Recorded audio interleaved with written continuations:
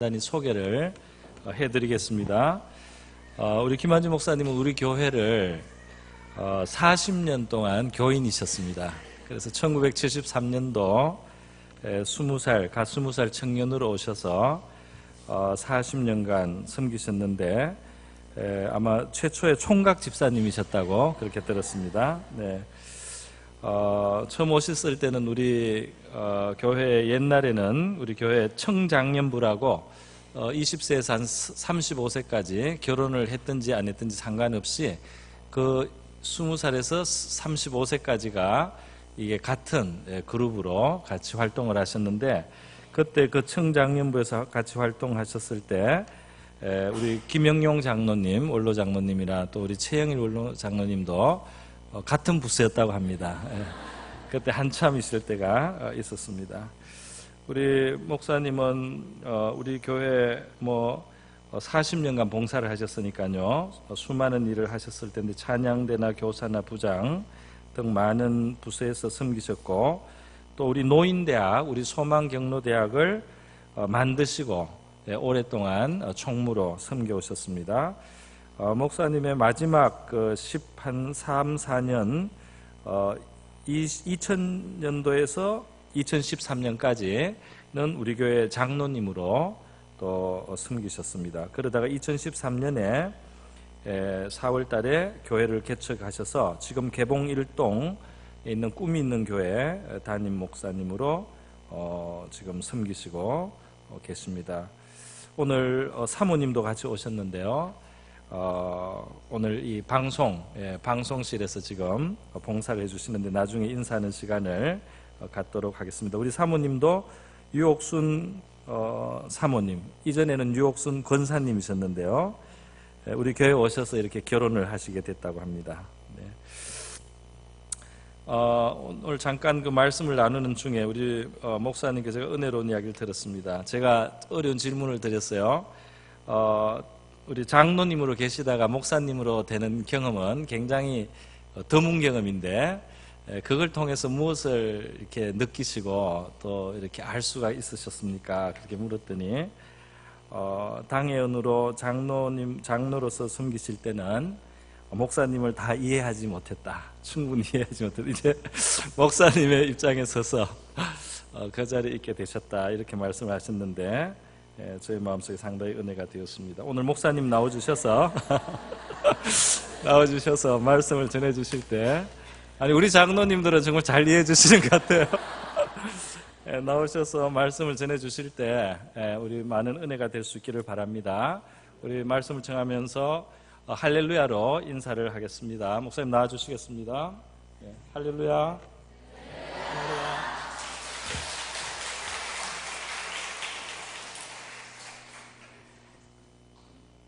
이렇게 보니까 달라진 것이 하나도 없고 4년 전 그대로 멈춰 있는 것 같아요. 얼굴 모습도 하나도 늙지 아니하시고 그대로 계신 것 같아요. 그런데 딱 한 가지 좀 변한 것은 그때 안 계시던 보배롭고 존귀한 목사님이 와 계시다는 거, 그거 빼놓고는 아무도 또 달라진 게 없는 것 같아요. 저희 교회가 지난주에 제 4주년 설립 감사 예배 드렸습니다. 제가 4년 전에는 이 자리에 서서 대표 기도를 했는데 오늘은 설교자로 서게 돼서 참 감회가 새롭습니다. 목사님께서 너무나 과찬을 해주셔가지고 제가 더 이상 거기에 대해서는 말씀은 안 드리겠습니다. 여기 만났으니까 우리 이렇게 같이 인사했으면 좋겠습니다. 제가 골로새서 3장 17절에 보니까 정말 좋은 인사법이 있더라고요. 그래서 저희 교회는 그렇게 인사를 합니다. 말에나 일에나 예수 이름으로 삽시다, 이렇게 하는데 우리 같이 인사해 보겠습니다. 말에나 일에나 예수 이름으로 삽시다. 목사님, 말에나 일에나.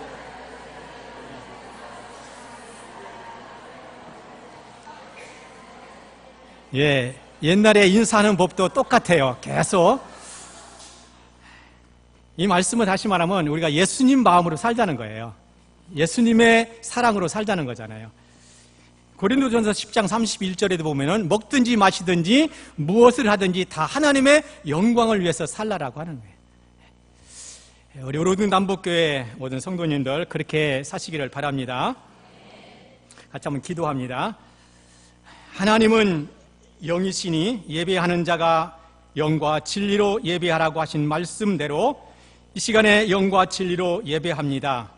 하나님, 이 시간에 성령께서 귀한 살아계신 하나님의 말씀 들려지게 하시고 보여지게 하시며 깨달아질 수 있도록 은혜로 인도하여 주옵소서. 감사드리며 예수님의 이름으로 기도드리옵나이다. 아멘. 오늘 설교 내용은 우리 여러분들이 너무나도 잘 아는 믿음의 조상 아브라함에 대한 말씀입니다. 방금 우리 함께 봉독한 창세기 17장 1절에는 아브라함에게 주신 하나님의 말씀입니다. 그리고 17장 9절과 10절은 아브라함에게 주신 말씀입니다. 다릅지요? 그래서 이 시간 함께 살펴보게 될 메시지의 중심도 아브라함의 믿음과 아브라함의 믿음입니다. 창세기 12장 17장에는 아브라함이라고 하는 이름으로 할례를 행하지 아니했기 때문에 하나님의 약속을 믿지 못하는 불완전한 믿음으로 사람이 나타납니다. 그리고 창세기 17장 9절 이후로는 아브라함이라고 하는 이름으로 99세의 세례를 행하고 하나님께 하신 모든 약속들이, 언약들이 믿어지는 완전한 믿음으로 나온 아브라함의 믿음이 소개가 되고 있습니다.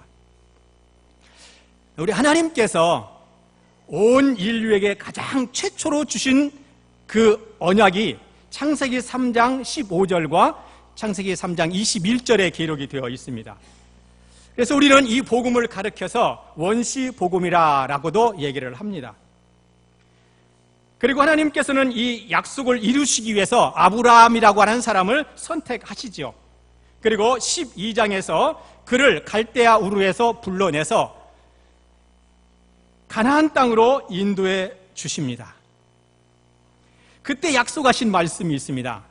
창세기 12장 2절에 보면은 그렇게 말씀하고 있습니다. 내가 너로 큰 민족을 이루고 내게 복을 주어 내 이름을 창대하게 하리니 너는 복이 될지라. 이게 하나님께서 아브라함에게 불러내시면서 주신 약속의 말씀이지요.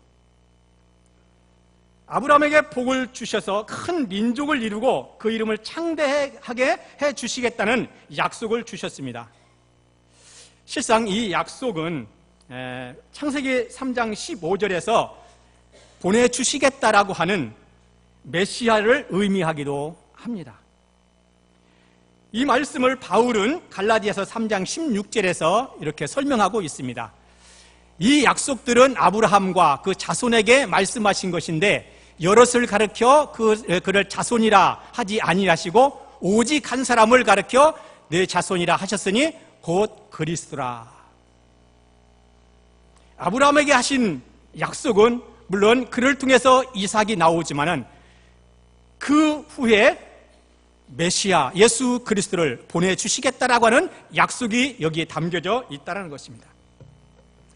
이제 아브라함은 하나님의 약속을 믿고 가나안 땅으로 올라가게 됩니다. 그런데 이게 웬일입니까? 복을 주시고 큰 민족을 이루게 해주시겠다는 그 약속만을 믿고 이 가나안 땅으로 올라왔는데 그 땅에는 기근이 심하여서 도저히 그곳에서 살 수가 없게 되었습니다. 우리는 어떻습니까? 우리 하나님께서 말씀하시면은 그 말씀대로 순종하고 그 길로 가면 반드시 복을 받는다라고 생각을 하고 있습니다. 그러나 때로는 하나님께서 가라고 지시하는 곳이지만은 그곳이라 할지라도 거기에는 기근이 있을 수가 있다는 것입니다. 하나님께서 우리를 보내시는 이 땅에도 마찬가지예요. 지금 여러분들이 우리가 살아가고 있는 이 세상만 보더라도 그렇지 않습니까? 여러분이 살아가는 이 세상, 우리의 환경들, 이런저런 여러 가지의 기근들이 얼마나 많이 있습니까? 가난과 질병과 갖가지 사고들. 그렇기 때문에 하나님께서 가라고 지시하는 땅이라 할지라도 그곳은 기근이 없는 땅이 아닙니다. 하나님께서 우리에게 가라고 하는 그 지시하는 땅에는 하나님의 약속이 있는 약속의 땅이라는 것입니다. 그런데 아브라함은 그 하나님의 약속을 보지 못하고 순간 자기의 생각대로, 자기 생각에 옳은 대로 판단하고 말았습니다. 우리도 가끔 그러지 않습니까? 하나님의 말씀을 듣고 보면은 반드시 이 길로 가야 되는데 내가 생각할 때는 그 길로 가면 안 될 것 같아서 다른 길로 선택하는 경우가 종종 있지 않습니까? 구약의 사사시대 때 그 이스라엘 백성들이 그런 행동을 했습니다. 사사기 21장 25절에 보니까 그때의 이스라엘에 왕이 없으므로 사람이 각기 자기의 소견에 옳은 대로 행하였더라. 하나님을 왕으로 모시지 못하면 이렇게 된다는 것입니다. 하나님의 다스림과 통치를 받지 않으면 내 소견에 옳은 대로 행할 때가 많다는 것입니다. 지금 아브라함도 똑같은 지금 행동을 하고 있습니다. 자기 생각에, 자기 소견에 옳은 대로 행하여 애굽으로 내려간 겁니다. 우리 하나님께서는 분명히 내가 가나안 땅으로 가면은 내게 복을 주겠다라고 말씀을 하셨는데 가보니 기근이 있었습니다. 이럴 때 어떻게 할까 생각 끝에 다시 애굽으로 내려가야 되겠구나 생각을 하고 애굽으로 내려가게 됩니다. 그런데 그곳에 내려갔지만은 어떤 일이 기다리고 있었습니까? 그의 아내 사레는 아름다운 미모의 여인이었습니다. 그렇기 때문에 그 아내의 미모 때문에 자기의 목숨의 위험을 느끼게 됐습니다. 많은 사람들이 그 아름다운 미모인 자기 아내를 보면서 그 여인을 취하기 위해서 자기 몸을 해할까, 자기 목숨을 해할까 두려움이 찾아오게 된 것입니다. 기근 때문에도 자기 소견에 옳은 대로 애굽에 내려왔는데 애굽에 내려와서도 이 아브라함은 또 자기의 생각, 자기의 소견에 옳은 대로 행하게 됩니다. 그게 무엇인가 하면은 이제 아브라함이 자기의 아내 사레를 부르게 됩니다. 그러면서 그에게 부탁하기를 창세기 12장 13절에 보니까 이렇게 말씀하고 있습니다. 원하건대 그대는 나의 누이라 하라. 그러면 내가 그대로 말미암아 안전하고 내 목숨이 그대로 말미암아 보존되리라 하니라. 굉장히 중요한 말씀인데 우리 같이 한번 보겠습니다. 방금 주신 말씀 시작. 원하건대 그대는 나의 누이라 하라. 그러면 내가 그대로 말미암아 안전하고 내 목숨이 그대로 말미암아 보존되리라 하니라. 여러분 이런 경험이 없었습니까? 지금 같은 말이 두 번 반복됩니다. 그 말이 뭐냐면은 그대로 말미암아, 그대로 말미암아. 이게 얼마나 어리석고 비겁한 행동입니까? 자기의 아내는 죽든 살든 남의 아내가 되든 말든 그 상관없는 거예요. 나만 살면 되는 거예요. 나만 안전하면 되는 거예요. 그래서 그 아내를 불러서 거짓말을 하게 됩니다. 다시 말하면 내 목숨이, 내 삶이 보존되고 완전해질 수 있는 것은 당신에게 달려있다는 거예요. 나는 그대로 말미암아, 즉 자기 부인으로 말미암아 내가 안전하고 또한 보존될 수 있다라고 이야기를 합니다. 우리도 가끔은 어려운 일을 당하면은 두리번거리면서 나를 도울 자를 찾습니다. 우리 부모님을 바라보게 되고 우리 형제들을 바라보고 우리 친척들을 바라보고 재물을 의지하고 그것으로 말미암아 내가 좀 안전하게 되지 아니할까. 그러나 시편 121편 1절로 2절을 보니까 시인은 그렇게 고백을 합니다. 내가 산을 향하여 눈을 들리라. 나의 도움이 어디서 올고 나의 도움은 천지를 지으신 여호와에게서로다. 우리도 가끔 찬송을 통해서 그렇게 고백하지 않습니까? 눈을 들어 산을 보니 도움 어디서 오나 천지 지은 주 하나님 나를 도와주시네. 제가 이렇게 살고 있어요. 저에겐 아무것도 없는데 그분이 도와주시는 거예요. 전능하신 하나님 그분이 나를 도와주고 계신다는 것을 저는 절실히 깨달았습니다. 우리를 죄에서 구원하실 분도 하나님이시고 우리의 고난과 질병과 죽음 가운데서 안전하게 지켜주시고 보존하실 분도 하나님 때문이기 때문에 우리는 날마다 그분으로 인하여 기뻐하고 그분으로 인하여 즐거워하며 살아야 가야 될 줄로 믿습니다. 이사야서 61장 10절 말씀 보면은 이사야는 이렇게 고백을 합니다. 같이 보겠습니다. 내가 여호와로 말미암아 크게 기뻐하며 내 영혼이 나의 하나님으로 말미암아 즐거워하리니. 이사야는 그렇습니다.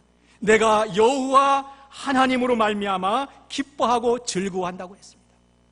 우리가 잘 아는 하박국 선지자는 무화과 나무에 잎이 없고 열매가 없고 포도나무 열매 없고 감람나무에 소출이 없어도 우리의 양떼가 없고 외양간 소가 없어도 나는 이렇게 고백한다고 말했습니다. 같이 한번 보겠습니다.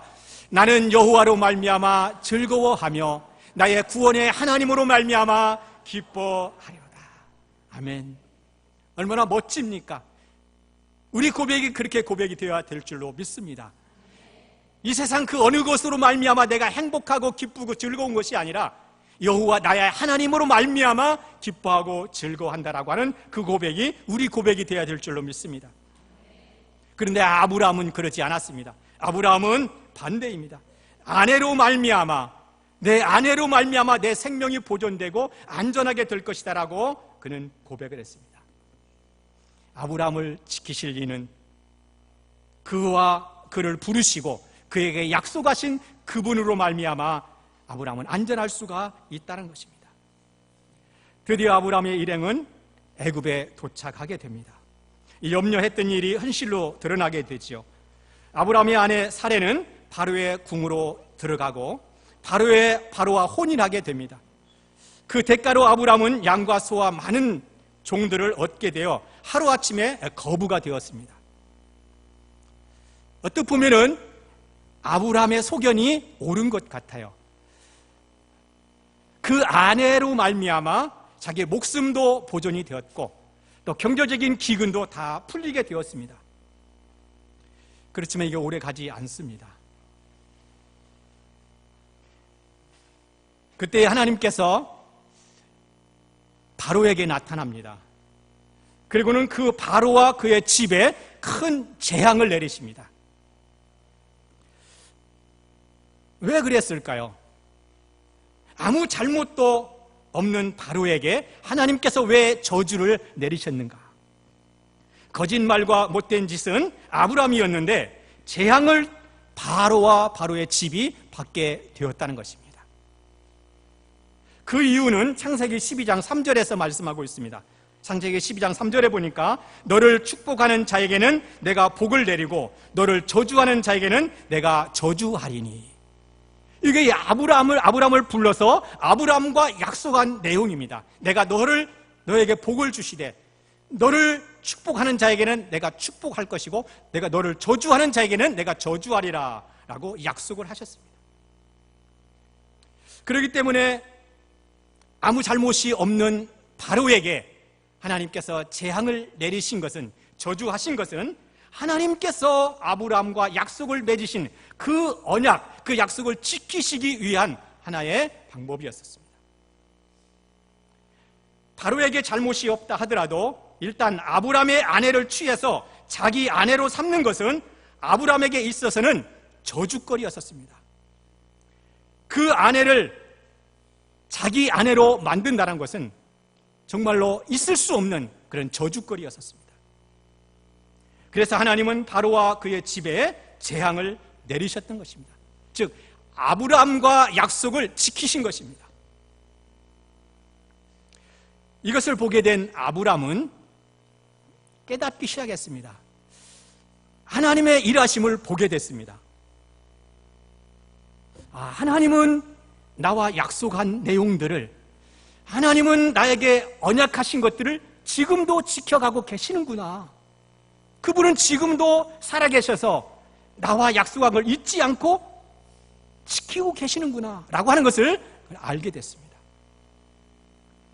그 후에 아브라함과 조카 룻은 가나안 땅으로 들어가게 됩니다.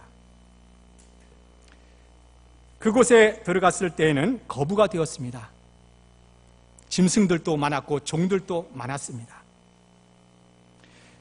그래서 그들이 이제 너무나 소유가 많아가지고는 다툼이 생깁니다. 아브라함의 종들과 조카 롯의 종들이 서로 다투고 싸우기 시작합니다. 그걸 본 아브라함은 조카 롯에게 이렇게 제안을 합니다. 13장 9절에 보니까 내 앞에 온 땅이 있지 아니하냐? 나를 떠나가라. 내가 좌하면 나는 우하고 내가 우하면 나는 좌하리라. 정말 삼촌다운 그런 말 아닙니까? 이 말씀을 보다 보니까 옛날에 TV에서 이런 선전이 있었죠. 우리 라면 선전인 것 같은데 형님부터 아우부터 서로 양보하는. 지금 이 아브라함은 조카 롯에게 양보를 한 거예요. 네가 먼저 선택해라. 네가 좌로 간다고 하면 나는 우로 갈 것이고 네가 우로 가면 나는 좌로 가겠다라고 조카 롯에게 이야기를 합니다. 이때 조카 롯은 온 땅을 한번 둘러봅니다. 요단 지역을 바라보게 됩니다. 그랬더니 온 요단 지역에 온 땅이 물이 넉넉하여 여호와께서 주신 동산 같고 애굽 땅처럼 보였기 때문에 요단 지역을 택하게 됩니다. 그리고 점차적으로 이 소돔이라는 도시까지 들어가게 됩니다. 그리고 아브라함은 하나님께서 약속하신 가나안 땅에 남게 되지요. 그런데 롯에게 먼저 선택을 할 수 있도록 선택권을 주었는데 롯이 왜 가나안을 택하지 않고 우리가 알고 있는 젖과 꿀이 흐르는 그 가나안 땅을 선택하지 아니하고 이 소돔과 고무라 땅을 선택했을까요? 여러분 어떻게 보면 그냥 우연이라고 생각하십니까? 그냥 한번 이렇게 둘러보니까 그 땅이 좋아 보니까 나 이쪽으로 가겠다라고 그렇게 자기가 선택한 것 같습니까? 성경을 들여다보면 그렇지 않습니다. 여기에는 또한 하나님의 놀라운 약속의 비밀이 숨겨져 있었습니다.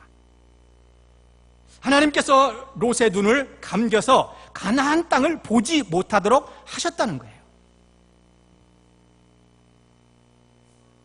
왜 그랬을까? 왜 하나님께서 이 롯의 눈을 감겨서 그 가나안 땅을 보지 못하도록 하셨을까요?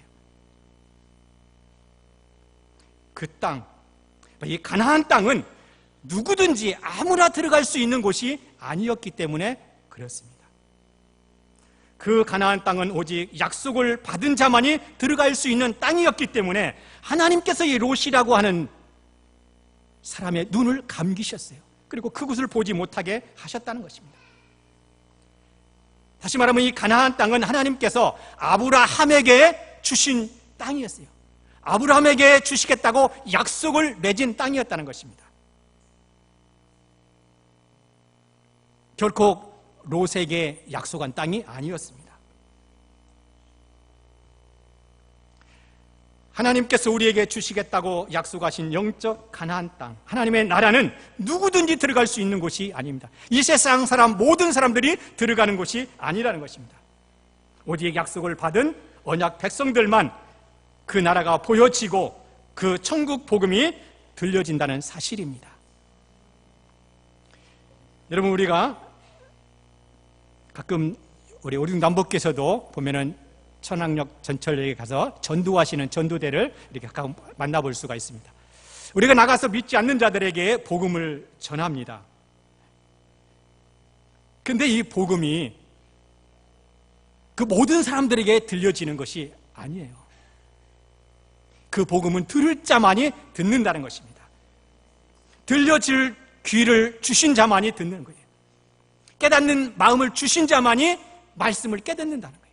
지금 여기 계신 우리 성도님들의 가운데서도 하나님께서, 성령께서 여러분들에게 이 말씀을, 하나님이 주시는 말씀으로 들을 귀를 주신 자들에게만 들려진다는 거예요. 하나님의 나라가 보여지는, 볼 수 있는 눈을 주신 자만 보여진다는 거예요. 이 말씀이 하나님의 말씀으로 깨달아질 수 있는 마음을 주신 자만 이 말씀이 지금도 깨달아진다는 거예요. 우리 이사야서 6장 9절로 10절 말씀 한번 같이 볼까요? 이사야서 6장 9절로 10절 말씀 같이 봅니다. 여호와께서 이르시되 가서 이 백성에게 이르기를 너희는 듣기는 들어도 깨닫지 못할 것이요 보기는 보아도 알지 못하리라 하여 이 백성의 마음을 둔하게 하며 그들의 귀가 막히고 그들의 눈이 감기게 하라. 염려하건대 그들의 눈으로 보고 귀로 듣고 마음으로 깨닫고 다시 돌아와 고침을 받을까 하노라 하시기로. 하나님께서 듣는 귀와 보는 눈과 깨닫는 마음을 주시지 않으면 절대로 이 말씀이 들려지고 보여지고 깨달아지지 않는다는 것입니다. 약속의 땅이 그렇습니다. 약속을 받지 않은 사람들은 이 가나안 땅이 보일 수가 없습니다. 들어갈 수가 없다는 것입니다.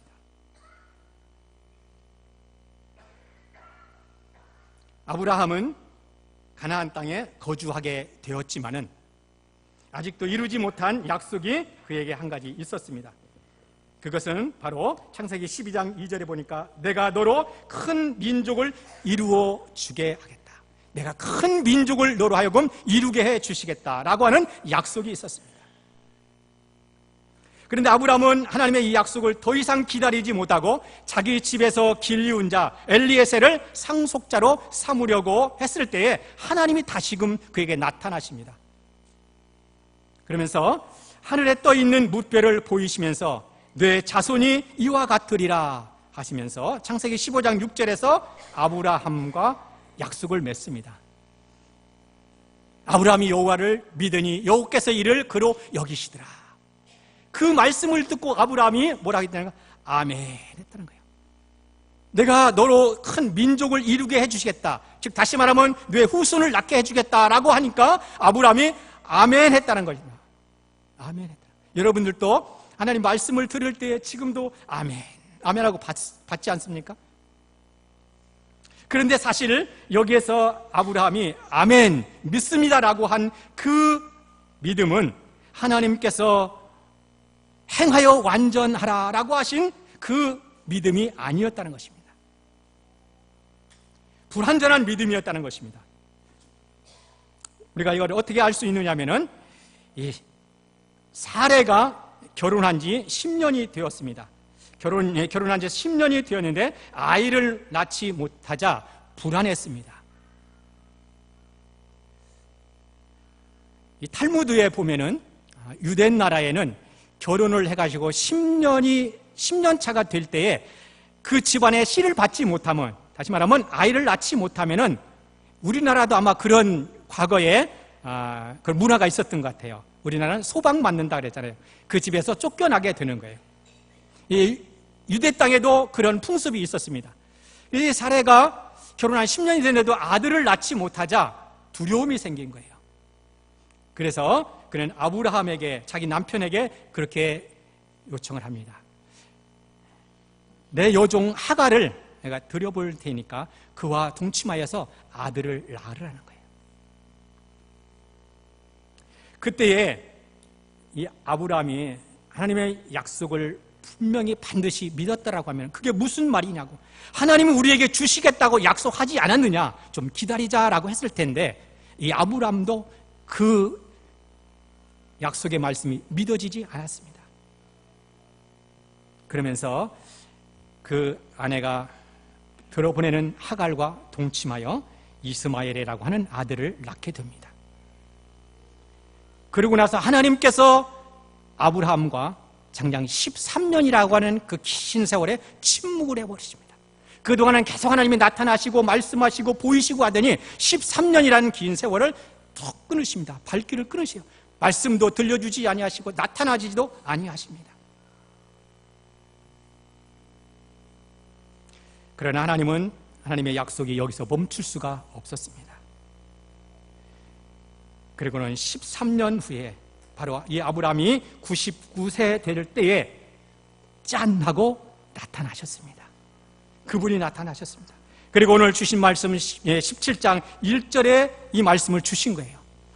아브라함이 99세 때에 나타나셔서 이 말씀을 주셨는데, 아브라함이 99세 때에 여호와께서 아브라함에게 나타나서 그에게 이르시되 나는 전능한 하나님이라. 너는 내 앞에서 행하여 완전하라. 나는 전능한 하나님이라. 출애굽기에서 보니까 모세에게 나타나실 때는 그렇게 말씀했습니다. 나는 스스로 있는 자다. 나는 스스로 있는 자다. 이 말씀을 다시 말하면 나는 나다라고 하는 거예요. 그러니까 가장 하나님을 잘 설명한 거예요. 우리가 뭐 사랑의 하나님, 용서의 하나님 여러 가지 이야기를 할 수 있지만은 그분이 말씀하신 것, 자기를 나타낼 때 표현한 것은 나는 나다. I am they I am. 나는 스스로 있는 자다라고 하는 거예요. 그분이 지금 나타나셔서 아브라함에게 주시는 말씀이에요. 너는 내 앞에서 행하여 완전하라. 그리고는 그 후에 아브라함을 아브라함으로 사레를 사라라고 이름을 바꾸어 주십니다. 이렇게 이름을 바꿔주신 의미는 내가 반드시 아브라함과 사라에게 아들을 주어서 여러 민족의 아버지와 어머니가 되게 해주시겠다라고 하는 다시 한번 그 약속을 확인시켜 주시는 장면입니다. 그뿐인가요? 그 뒤에 아들을 낳을 것이니 그 이름을 이삭이라고 지어라. 이렇게까지 아브라함에게 확신을 주시는 거예요. 이름까지 지어주시면서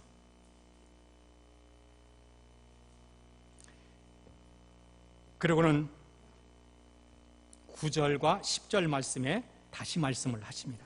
9절과 10절 말씀에 하나님이 또 아브라함에게 이르시되 그런즉 너는 내 언약을 지키고 내 후손도 대대로 지키라. 여기는 지금 아브라함으로 이름이 나옵니다. 17장 1절은 아브라함에게 주신 말씀이지만 이 9절은 아브라함에게 지금 주시는 약속입니다. 그러면서 19절의 말씀은 하나님이 이르시되 10절에 보면 너희 중 남자는 다 할례를 받으라. 이것이 너희와 너희 후손의 사이에 지킬 대 언약이니라 하시면서 할례 언약을 맺습니다.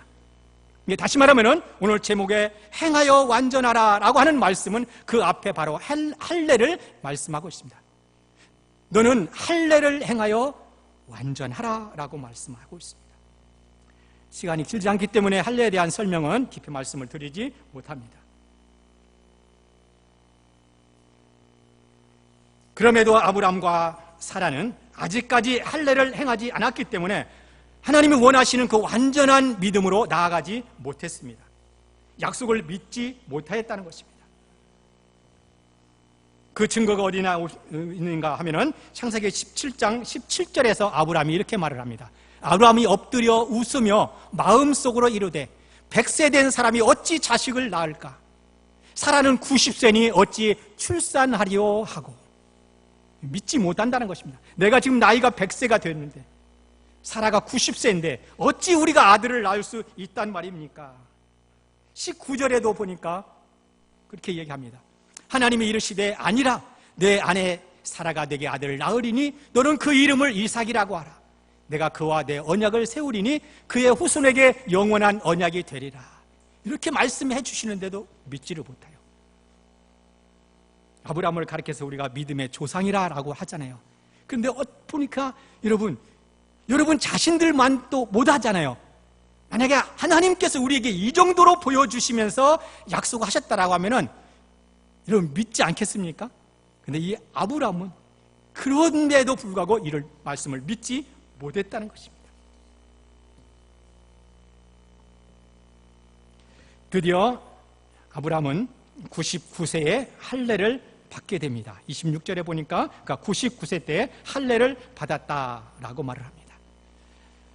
그리고 이때부터 아브라함이 완전한 믿음으로 나아가기 시작을 합니다.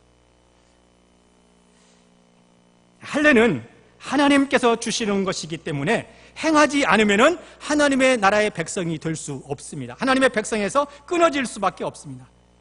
하나님께서 하신 약속이 믿어지지도 않습니다. 하나님의 약속하신 그 땅에 들어갈 수가 없다는 것입니다. 그런데 99세에 할례를 받은 이후 아브라함의 믿음은 완전한 믿음으로 달라졌습니다. 받기 전에는 하나님이 약속을 하셨음에도 불구하고 그 말씀이 믿어지지 않았습니다. 그래서 내 소견에 옳은 대로 행하였다라고 말씀하고 있습니다. 그런데 할례를 받고 난 후에는 이 아브라함이 백사나 되어 죽은 사람과 같았고, 아내 사라도 나이가 많아서 경수가 끊어졌음에도 불구하고 아이를 낳을 수 없는 그런 환경 가운데서도 하나님의 약속이 저절로 믿어졌습니다. 이런 믿음을 보면서 사도 바울은 로마서 4장 18절과 19절에 아브라함의 믿음을 이렇게 기록하고 있습니다. 같이 보겠습니다. 아브라함이 바랄 수 없는 중에 바라고 믿었으니 이는 내 후손이 이 같으리라 하신 말씀대로 많은 민족의 조상이 되게 하려 하심이라.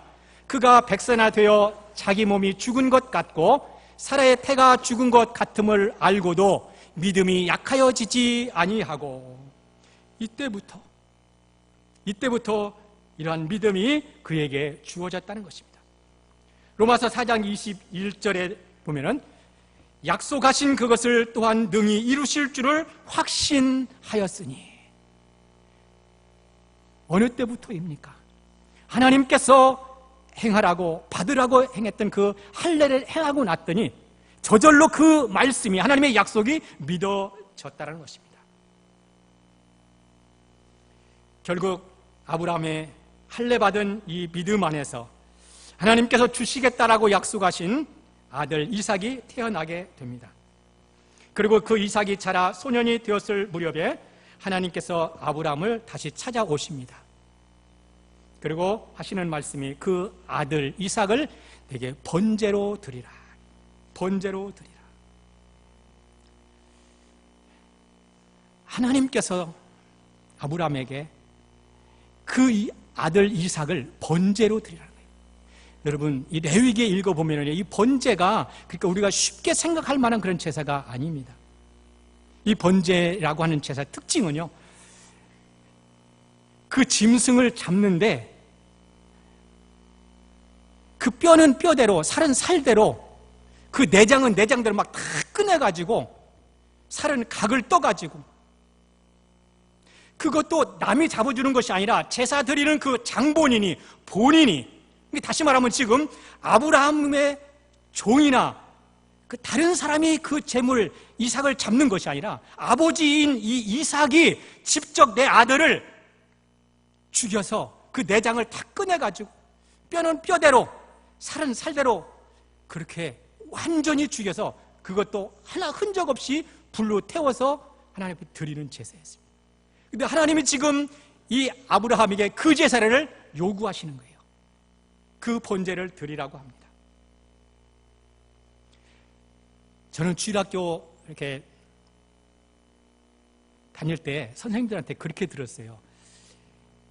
아브라함이 하나님께서 그렇게 하시는 말씀을 듣고 그 아버지 아브라함의 마음이 얼마나 아팠겠느냐.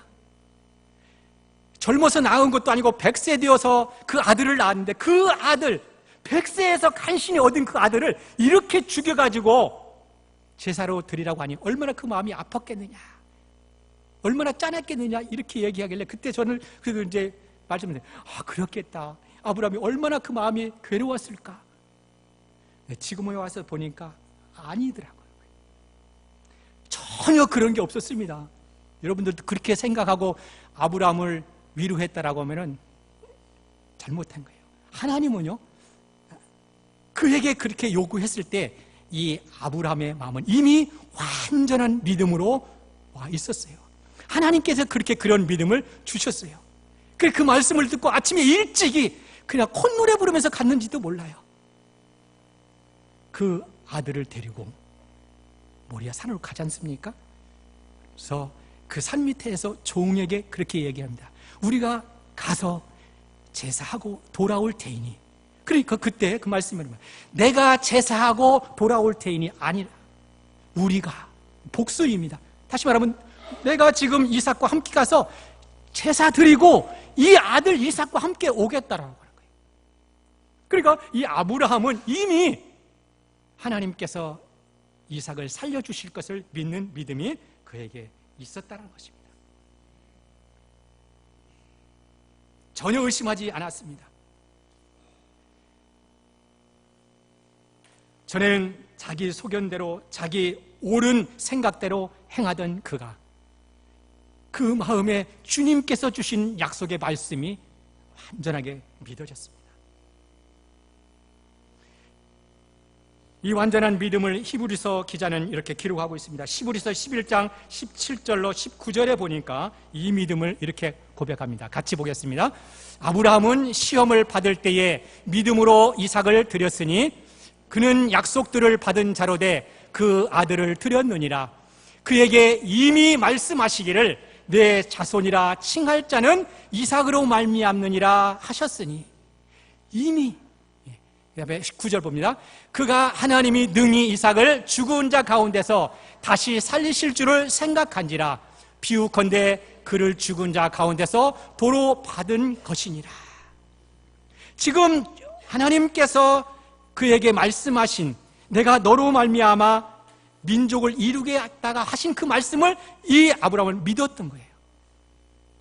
그 믿음을 가지고 있을 때에 하나님께서 이삭을 번제로 드리라고 했는데 이미 우리 하나님이 약속하셨지, 이미 말씀하셨지, 그로 말미암아 민족을 번성케 해주시겠다라고 하는 이 말씀이, 이 언약이 그에게 믿어졌다는 것입니다.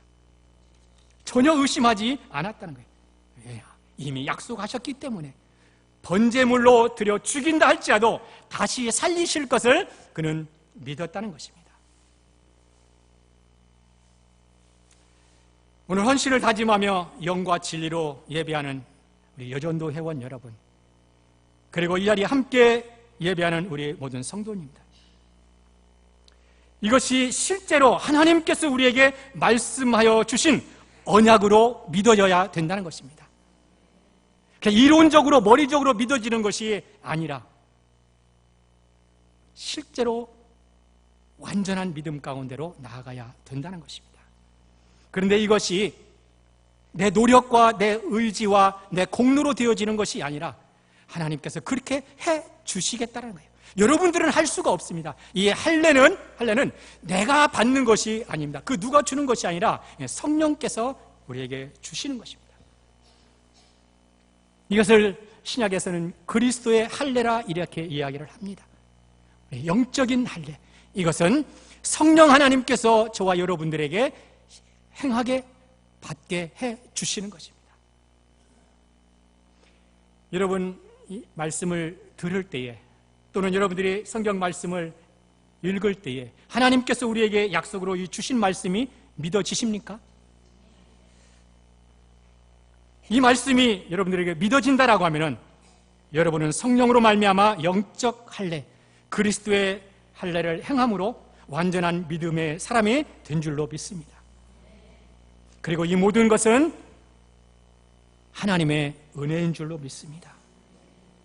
바울은 그렇게 고백합니다. 고린도전서 15장 10절에 보니까 나의 나된 것은 다 하나님의 은혜라. 그렇습니다. 하나님 아버지, 나의 나된 것은 하나님의 은혜입니다. 하나님이 우리에게 할례를 베풀어 주심으로 말미암아 하나님께서 우리에게 약속하신 이 모든 것들이 우리에게 성취되어져 가는 줄로 믿습니다. 아브라함과 이삭과 야곱의 하나님께서 우리를 언약 안으로 불러주시고 물과 성령으로 거듭나게 하사 그리스도의 할례를 행하여 완전한 믿음 안으로 살아갈 수 있도록 은혜 베풀어 주심을 감사합니다.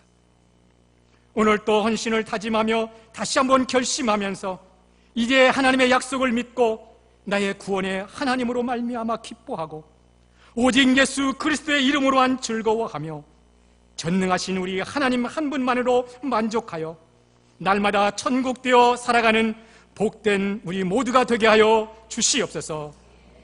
진리와 생명이 되신 예수 그리스도의 이름으로 기도드리옵나이다. 아멘.